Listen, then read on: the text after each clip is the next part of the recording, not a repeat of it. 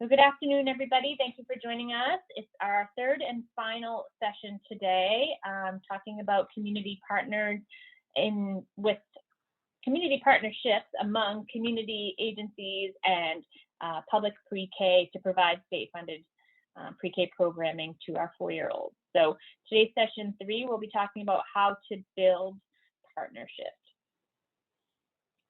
So I thought quickly we could do introductions. I'm Nicole Medor, the Early Childhood Specialist at the DOE. Marcy Whitcomb is our Early Childhood Monitor. She couldn't join us today. She had something last minute come up that took her away from our schedule, but she is always available for questions or follow up after the fact. Nina is here. Nina, did you want to say hello real quick? Hi, good afternoon. I'm Nina Cunningham. I'm the Head Start State Collaboration Director. Nina, and I think Leanne is with us today. Leanne, can you hear us okay? I sure can, Nicole. Thank you. Good afternoon, everyone. Thanks for joining us. I'm Leanne Larson. I coordinate the early learning team. That's where our public pre-K programming and our Head Start collaboration office is located. And we're really pleased to have you today. And I'll just mention that Anna Hicks, who is the Senior Policy Analyst and Children's Cabinet Coordinator, has been a big part of helping us plan for the series. She is actually enjoying a much needed week of vacation. So I know she's looking forward to listening to the recording when she returns. Thank you. So some quick housekeeping as usual. At the end of today's session, we will have time to address any questions. Of course, feel free to utilize the chat box feature or unmute yourself and politely interrupt me at any time. I welcome your thoughts and questions. And I know that Nina has offered to sort of monitor the chat box throughout today. So she too will stop if there's anything that we want to address on the spot. There's no scheduled break, so please take care of your personal needs when necessary. And we are recording to make today's session available for future viewing. Our other 2 sessions, and this one when it's complete, are housed at this link here. It's our main.gov DOE website, and it's our early childhood learning. And then at the bottom left, you'll see professional learning and resources. And towards the end of today's session, if time allows, I'll be on the DOE site to sort of model some information that's available to folks there, and you'll see where this tab is available. So for those who haven't been able to access the other sessions, they're housed there.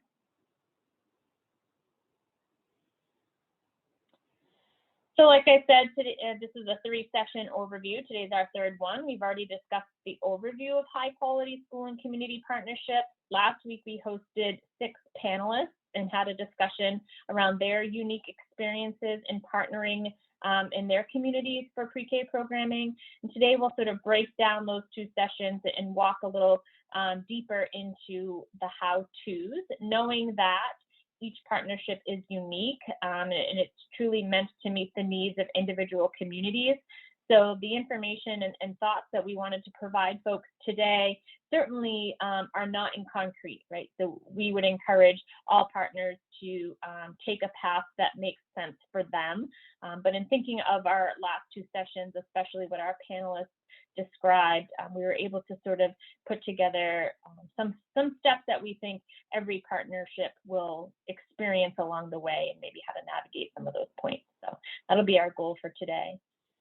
Ultimately, we hope that from attending, you'll be able to identify the various steps for developing community partnerships, including building an MOU, perhaps some staffing, funding, and how to start the conversation in general.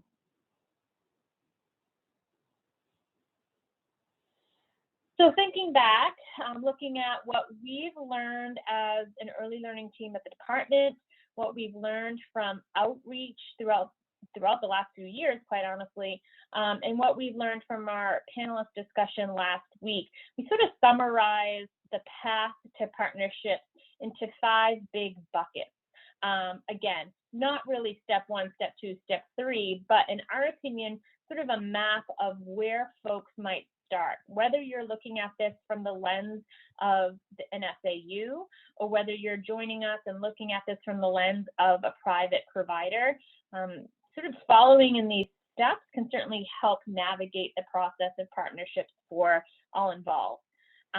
So from left to right, we have a beginning step of a community needs assessment. So looking at perhaps a survey or some type of outreach to your community to see what is needed, see what already exists, and then really decide if a partnership is something that will benefit your pre-K programming or not. From there, we would move into identifying who a potential partner in your community might be, and then starting the conversation with them. Once those steps are covered, you might consider going on to who's going to do what and really starting to identify individual roles and responsibilities, and creating an MOU, which is always in the best interest of both parties, and then talking about what that MOU might include. So over the next 45 minutes or so, we're going to break down these buckets and talk more in depth about how you might navigate each of those.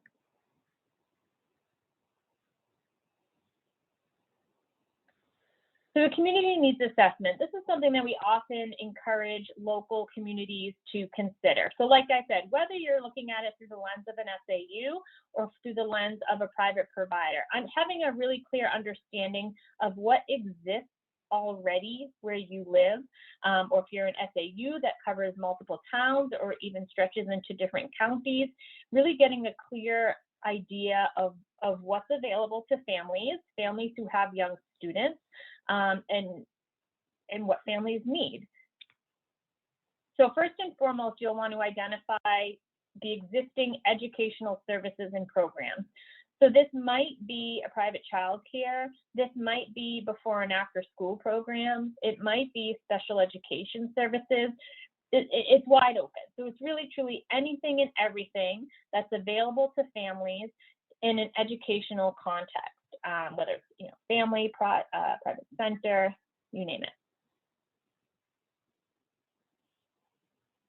Once you've done that, you can start to determine some existing gaps within those opportunities. I'm actually going to pop up the next bullet too, and the next one, because these four really go together, specifically that fourth one, surveying parents, right, regarding their current needs and desires for early care and education programs. So the students that you're looking to educate through a pre-K program have families, and those families have really specific needs and desires. So understanding what those are is really going to help you understand these other three bullets, right? So what's already available and where might there be gaps. Some families are very comfortable with half-day programming. Some families really need full-day programming. Some families need before and after care. Some families need transportation, right? So the needs are really unique to every single household in your catchment area. The last year, we've provided lots of surveys to families. So as you consider creating a community needs assessment in the form of a survey, perhaps, just be really mindful of what you're asking, how you're asking it, assuring that it's culturally responsive and available for all families' input, provided they want to give you input. So being mindful of any potential language barriers, any potential reading levels, any potential access to technology, right? Is the only way to get information digital, or is there a way to provide phone calls or meetings or gatherings where you can get the same information in a different way? Once you identified the needs of your families and what already exists in terms of services, where are there potential gaps? Another great indicator that we often use here at the Department of Education is kindergarten enrollment numbers. So if you look at kindergarten as a universal grade, meaning all children who are eligible to attend can attend, those enrollment numbers will give you a really great idea of what a potential pre-K population might be. So if you are enrolling 100 kindergarten students pretty consistently over time, knowing those numbers fluctuate surely, and your pre-K population has been, 16 or 32 because perhaps that's all you have space to provide, then there's a gap of 60 to 70 students in your community who are not accessing your pre-K program. But your survey and your needs assessment might show that they are in fact accessing something in the community. It's just not yours. And perhaps how could you tie those two together to make a more aligned program? With all of those things in mind, then you can really determine what type of partnership might benefit the community. So if you are already offering a full day, full week pre-K program, but through a survey with families, you see that there really is a large need for before and after care or wraparound services, then you might consider partnering with an agency who could provide that for you.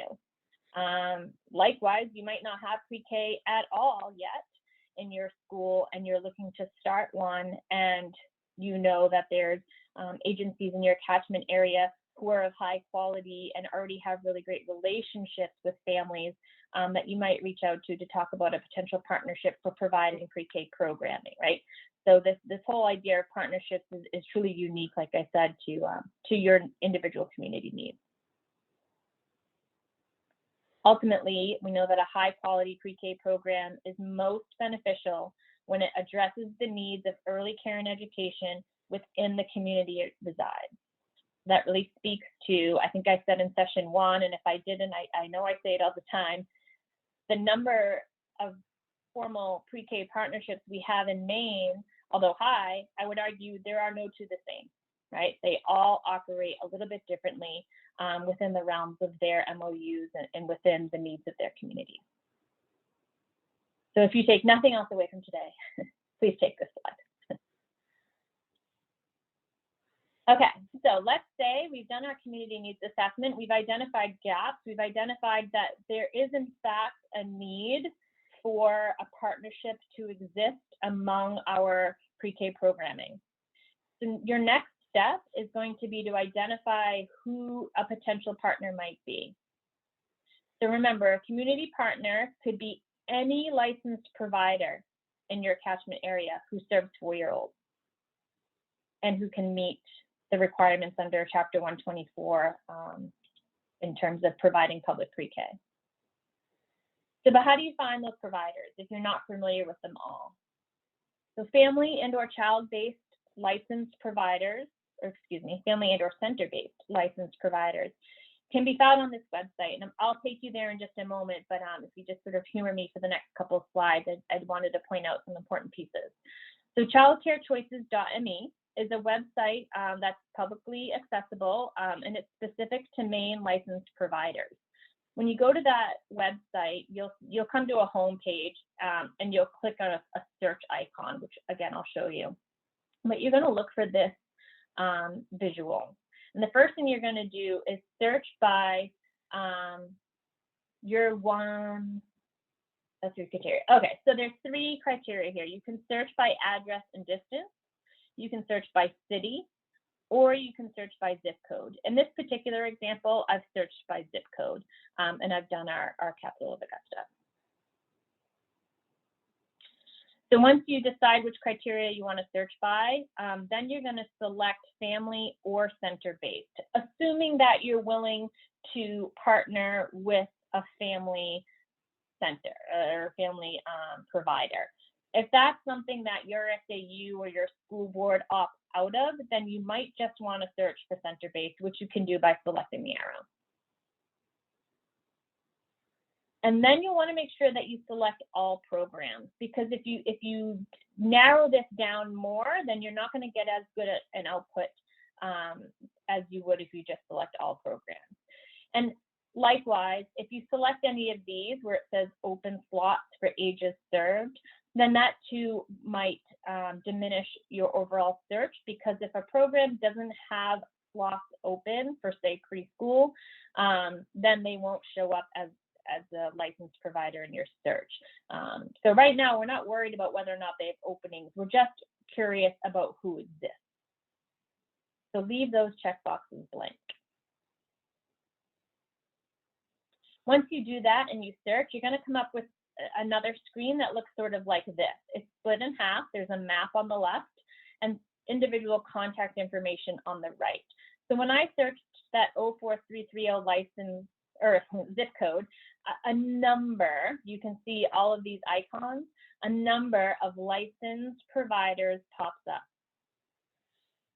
And then I've just taken a small screenshot of these three, which happen to be 2 of which are Head Start. And so you'll see it gives you really great information. So the little icon that has the number 4, that tells me that this particular location has a QRIS level, a quality rating level of 4, which currently is the highest level possible to achieve on our 4-step lattice. If we move to a 5-step, that'll change.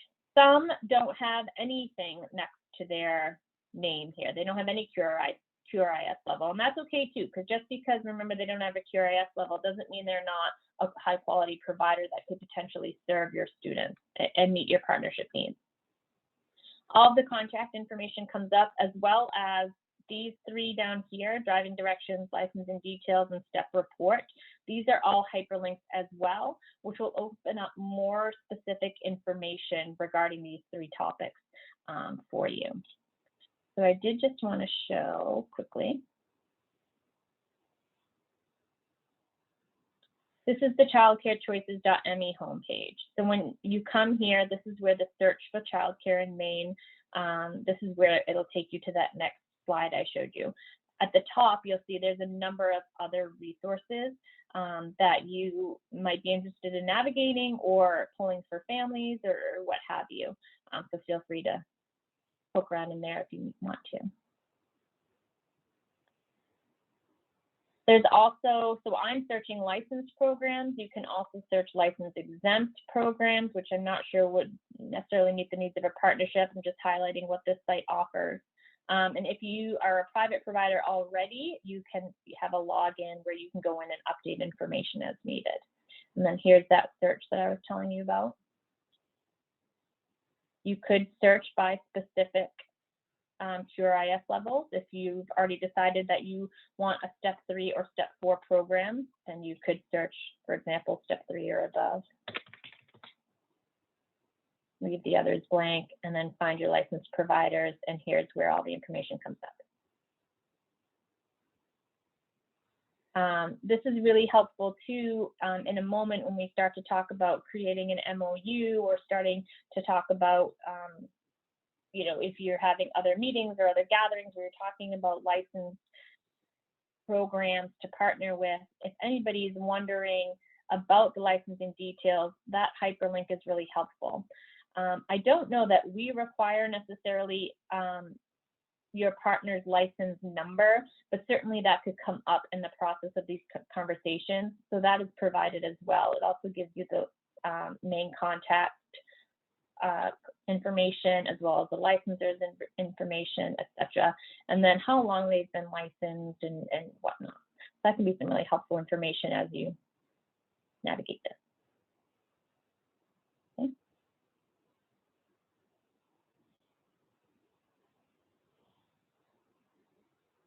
Just going to pause there for a minute. Was there any questions or thoughts that have come up thus far? Oh, thank you for putting those links in there.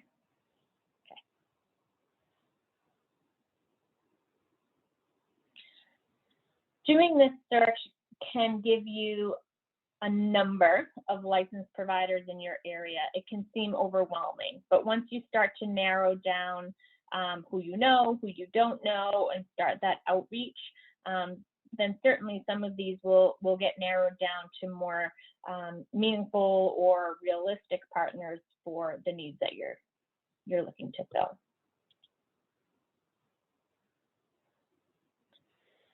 So once you've determined that who your possible community partners might be, then you can start the conversation. So you remember a big part of our panelist conversation last week stemmed around the importance of communication and the importance of conversation that's ongoing between both parties.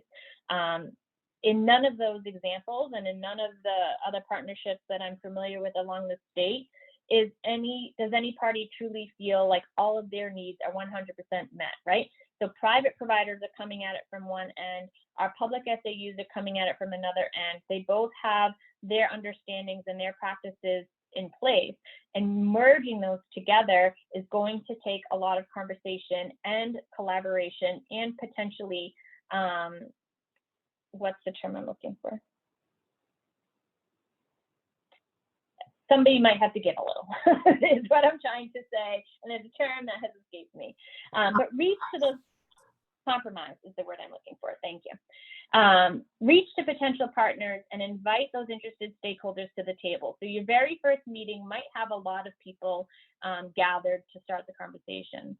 You'll determine your program model and what works best for your school, your partners, and community. So while you have those folks around the table, go over the results of that community needs assessment.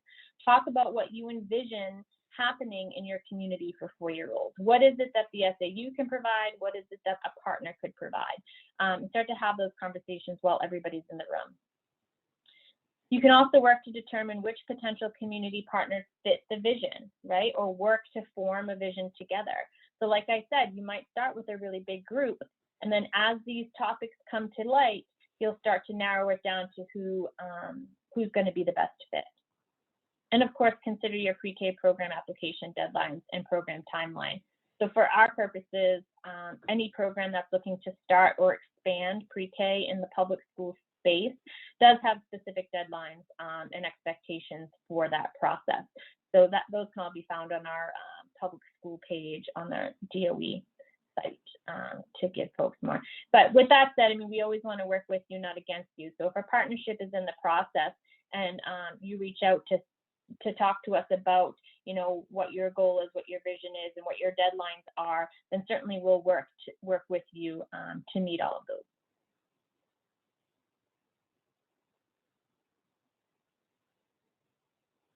So again, communication is key. Okay, so in any partnership, but certainly in implementing a high quality collaborative pre-K program. So together with your partners, you'll begin to identify the responsibilities. So you'll have some general information and roles, right? So by now, once you've reached this bucket along our map, you've likely have narrowed it down to who is going to potentially form that partnership with the SAU. So you'll start to be able to identify these items. Who's going to do what, right? Is there somebody that the SAU has assigned as sort of the gatekeeper of information for the partnership? Is the principal taking it on? Is the pre-K teacher taking it on? Is it a stipended role, etc.? But really being clear on names, contacts, and the roles of those people is going to be in your favor. You'll start to set communication styles and regular meeting schedules. So folks that work at SAUs might have much different availability times than folks who work in the private setting. So you'll want to be really clear about who can meet when and how. And then start to identify the financial information and responsibilities. So we want a partnership to benefit our 4-year-olds and their families first and foremost. But with that comes financial responsibility. So who's giving what? Who's providing what in terms of salaries, in terms of space, in terms of ongoing support and professional development needs, etc. Understanding that there's going to be compromise and communication, really clear communication needed for that. And then there's always the potential to hire personnel for all your staffing needs. So you'll recall that we need an 081 to be the lead teacher identified for a pre-K program. Who's providing that? You know, does the private provider already have that on staff? Does this person need to be hired, etc.? So in our guidebook, it discusses this briefly, but specifically appendices F and appendix I can assist in this process. So I was going to quickly show you where you could find that as well. So here's our guidebook. It's linked on our early childhood website. There's a plethora of information here. You can see on in the index the type of topics that this guidebook covers. And at the end, starting on page 23, are the appendices. So bear with me scrolling for just a moment. My apologies.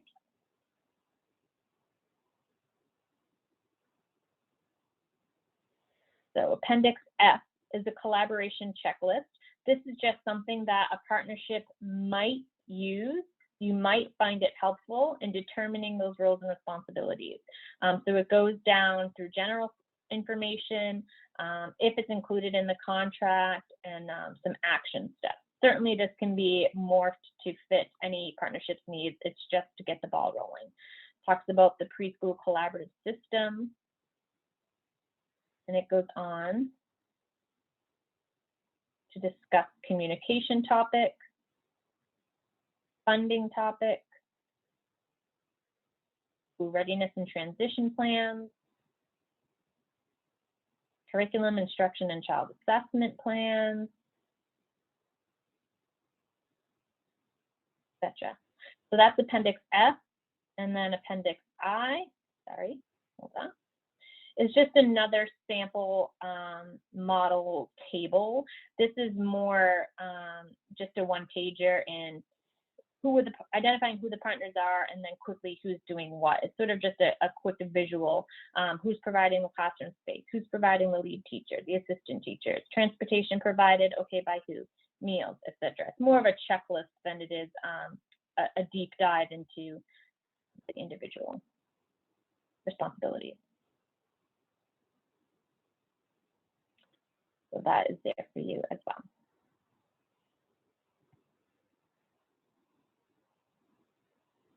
Oops, it's going to make me go through this again.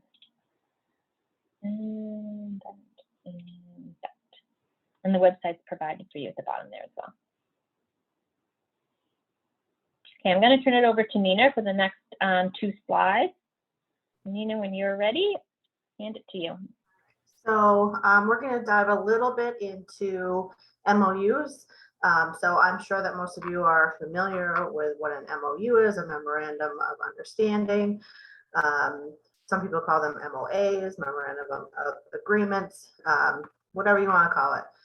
So really thinking about this in terms of partnerships. So we all know that successful partnerships really thrive within the context of relationships. So our work in general is based on relationships. So if you're going through some of those 4 buckets of what, or steps that Nicole described, really thinking about what type of relationships can you build with your community partners. So we went through community needs assessment, taking that information, identifying possible partners, outreach to those partners, or maybe those partners are reaching to you and want to talk, and then really figuring out who's doing what. So once you've kind of established all of those pieces, it really starts to identify what an MOU could look like. We do have sample MOUs on our website, which Nicole can bring up, so that way you can have a general idea of what an MOU could look like. There are, you could have a 2-page MOU to a 12-page MOU. Really depends on the district and the partner and how you outline who's going to do what. There are many MOUs that are very broad, and then there are some MOUs that are very, very detailed. I think that the key really is that ongoing communication and that compromise, which Nicole described earlier, right? So that give and take of what each partner is going to agree upon doing. So Nicole, do you want to bring up one of the MOUs as an example? Either one, it probably doesn't really matter. So once that's loaded, we can kind of just quickly look through. I believe both of these are very simple, like 2-page MOUs that we can look through. What are those key components of an MOU? And so we'll look through that as we go. So obviously, you're going to want to really thinking think about, you know, the purpose, the introduction, the intent, the scope of, you know, when does it start, when does it end, who are those key players that are going to have those conversations. So really thinking about having maybe a small team or a group of partners that are working together on a regular basis. So Nicole described setting up some of those regular meetings. Maybe you meet once a month, maybe you meet every other week until your partnership is really working. So really thinking about the whole, what's that cycle of partnerships, the storm, norm, perform, whatever that is, right? So things are going to be messy. Conversations are going to be hard. That's okay. The more that you talk about it, the easier it's going to get. I'm not saying everything's going to be roses and super easy, right? We all know that that's not the case. However, if everyone can be open and honest and really talk about what are those expectations on both sides of the table, is where you're going to reach that kind of middle ground and be able to work towards what you're all there for, right? Is the children and the families. So this really just provides as a quick outline as to what might be in an MOU for you if you continue to search out partners moving forward. Nicole, are you opening up the other one? I think it's pretty similar, so I don't think we really need to. All right, so next slide. So this really just kind of gives a little bit more of an overview. So you heard last week in our panel discussion, really those two main key strategies to successful partnerships is that ongoing regular communication and compromise, right? It's a give and take. I can share with you an example of, you know, as I'm working with Head Start grantees and they're saying, okay, you know, we have to do meal times like this. And the school district is saying, well, no, we have to do meal times like this. And it's like, okay, where do we meet in the middle, right? Where do both of these entities need to give a little bit to be able to find that middle ground? And so you'd be very surprised at some of the things that come up as sticky points that people really need to work through that don't come up until they do, right? So it's nothing that you can't plan for everything, and that's okay. So having those regularly scheduled meetings and then reviewing the MOU at least annually. I would say that, you know, depending on what's in it, how new is your partnership, this may be something that you want to kind of keep handy for the first 6 months to a year, right? And then really kind of moving as you go. Some of those possible components of the MOU, possibly an introduction, you definitely want the intent and the scope. Maybe there's some definitions. What are those key terms that you want to agree to together? Procedure requirements, right? And then really thinking about who's going to do what. Maintenance and oversight, right? So thinking about, Nicole mentioned space, who's providing the teacher, who's providing the ed tech, you know, all of those pieces really need to be discussed. Fiscal information, what does the funding look like? How are you blending and braiding some of those funds? Curriculum, professional development, how are you working together to provide PD for everybody? Staffing needs, we all know that right now there's a significant staffing shortage. So the more brains that we have to really think about how can we think outside the box in terms of making sure that our children are getting highly qualified staff is going to be key as we move forward, especially with partnerships. Let's see. I believe that is it, Nicole. Till the next one. Yeah. So I guess I just wanted to reiterate too, before we open it up for any questions or clarifying thoughts from folks out there listening, that, like I said, this isn't an end all be all, do this, then this, then this, right? really get to work within your scope of availability and your scope of potential partners. And we really, really encourage SAUs specifically to really think outside the box, to really be innovative in your approach. High quality pre-K education does not have to happen in the four walls of your elementary school. It does not have to happen with staff hired by the SAU or meals provided by the school cafeteria. To really think about how you could implement a high quality pre-K program within a potential partnership. And then instead of second guessing it, or instead of thinking that would never work, think about how it could. We had a lot of conversations this time last year when we were entering a school year under COVID requirements.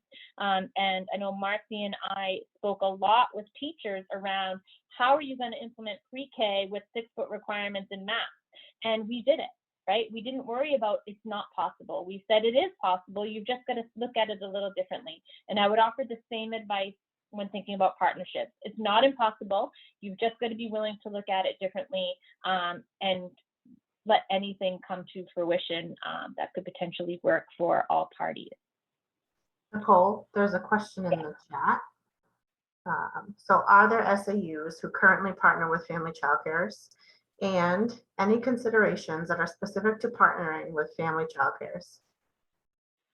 So to my knowledge, in Maine, we do not have any formal pre-K programming with family childcares. And this could be multiple reasons for that. I'm not entirely sure. I know in other states that is happening and happening successfully. I think the biggest thing to consider is if you're looking at it, Nat, from the lens of an SAU, for public pre-K, we have Chapter 124, and that outlines very clearly what should be in place to start providing a high quality programming.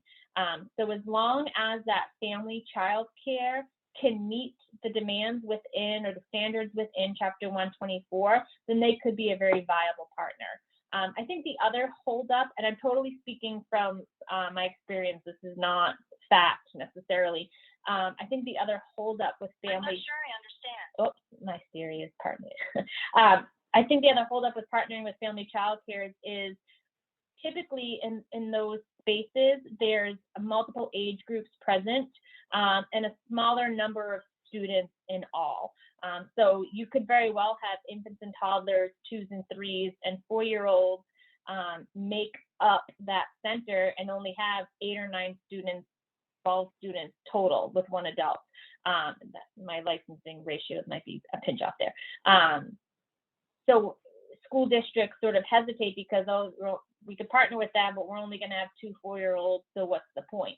Well, the point is that those 2 4-year-olds could have access to a really high quality program. And that family child care provider could really start to become a face and name and a partnering with your school and receive benefits in terms of professional learning, colleagues, staffing, all of those things that could benefit her as a family child care provider as well.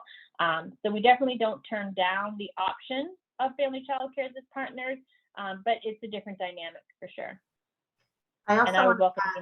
I think that there's I know that in the first session you talked about myths and facts, and I think that there's a myth around family child care as having to be at a certain QRS level or things like that, and that's just not correct, right? So I think that in order for partnerships to evolve, SAUs and districts really need to think about, okay, we have these, even some of these older 3s or 4-year-olds that are going to be in your schools, right?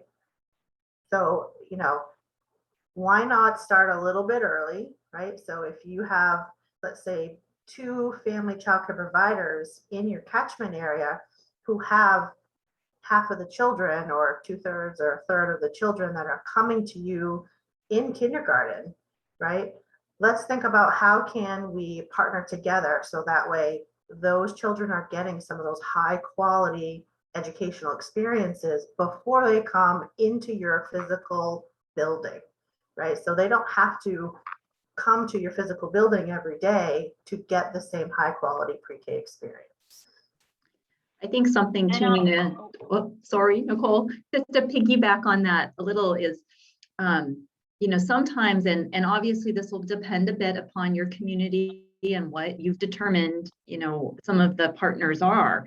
But if you had a few family childcares who were each serving, you know, maybe four-year-olds, let's say, the school system might be able to support the cost of the 081 to actually go to the family childcare and provide that experience. And then, you know, maybe they are there one morning, 3 times a week in one family childcare, 2 times a week in another, and that flips the following week, so that that person is the one moving around, but helping to provide the programming. So it may just be thinking a little differently about how you're, who's contributing what within the partnership. And I was just going to add to that too, to say, if you think of it through the lens of that family. So if that family has had their child at Miss Nicole's family child care since their child was an infant, and now over the course of 4 years, they've really established a relationship with Miss Nicole, and they don't want their child to leave her because they are so pleased with the care that she provides. But now here we are, the child ready and age eligible to enter pre-K, and the family also wants that experience for their child. But it comes with a big transition of leaving Miss Nicole's for a part or all of the day or altogether, period. So looking at it from the family's point of view, they may opt out of a public pre-K just for the sheer fact that they're comfortable and pleased with their private family childcare provider, and they can't afford to leave that yet because of the before and after care she offers, or because of whatever other relationship has formed there. So in many ways, forming a partnership with a family child care can hugely benefit and ease the anxiety of the families of those students who would potentially need to transition or leave or break that relationship. And I would also add that, you know, as a parent, when my children were preschool age, I very much wanted them to go to public pre-K. However, you know, as a working household and no transportation, it wasn't an option, right? So thinking about what if parents want versus what do they need, right? And so sometimes they don't really line up. And so you might have some families that really want a full day, full week pre-K experience for their children, but if there's not transportation, how are they going to do that if the pre-K is only, you know, half a day or vice versa, right? So really thinking about what are the needs versus what's being offered can make a huge difference in that public pre-K experience. Good question, Matt. What other thoughts, or if anyone's joining us from a potential partnership, any other advice or thinking around today's session that you might offer, I definitely welcome any and other thoughts or questions around that.